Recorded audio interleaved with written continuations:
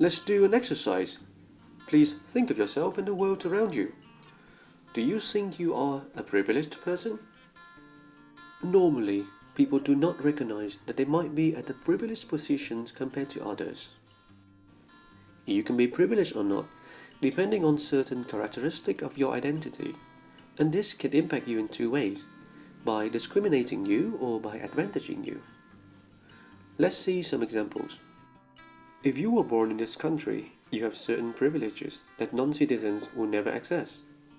If you were born into a financially stable family, you can guarantee your health, safety, education, and future opportunities. People from a low economic status could not afford it. And if you were born straight, you do not have to be worried about the social consequences that coming out could bring for you and for your loved ones. If you were born male, you can assume that you could walk anywhere without constant worries about being raped or sexually attacked. And if you were born cisgender, that is, your gender identity matches the sex that you were assigned at birth, then you don't have to worry that going to the bathroom can invoke anger and fear in other people. Then, if you were born able-bodied, you probably don't have to plan your life around handicap access, braille, or other special needs. So, what is a privilege? Privilege is defined as unearned and often unseen or unrecognized advantages, benefits, or rights conferred upon people based on their membership in a dominant group.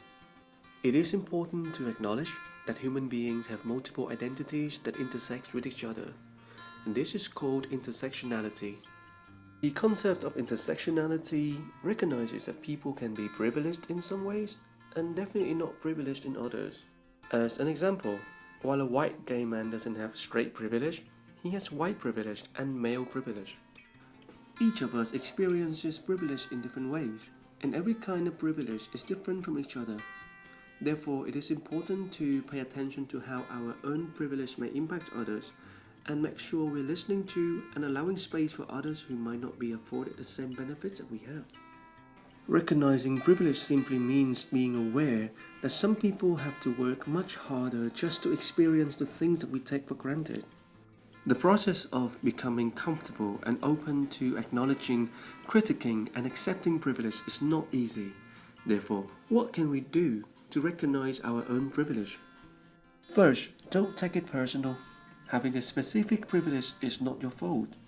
Focus on what is important, what actions can I take to help others. Pay attention. Be attentive to your surroundings. Check how your own particular privilege interplays. Are there voices and experiences that are underrepresented? Educate yourself. Read and hear material created by diverse authors in order to support their work and learn from their own experience. Listen. You can learn more by listening to people's stories than just attending classes about social justice. Be open to hear about experiences from people who have been unfairly treated in society. Normalize talking about topics such as race, gender, ability, etc. in an open and positive way. And finally, be curious. Be exposed to material and resources that promote positive attitudes towards diversity and social inclusion.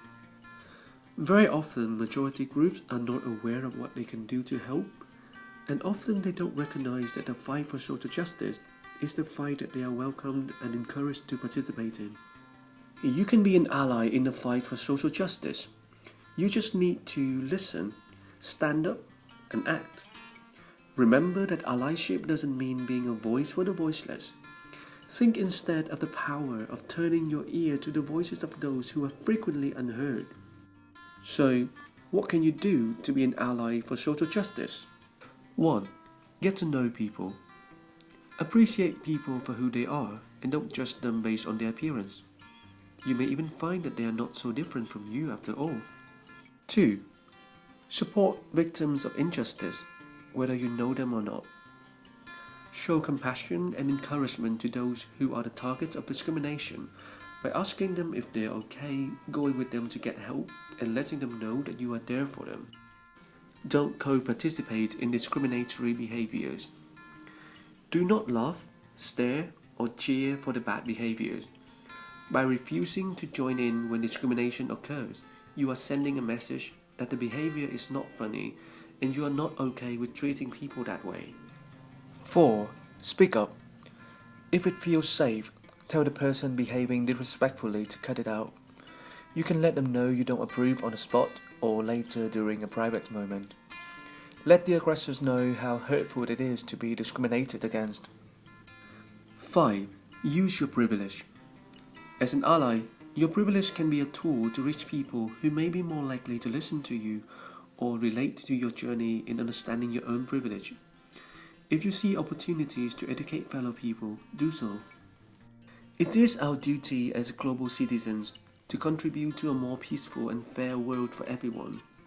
You have the power in your hands, and together we can achieve it.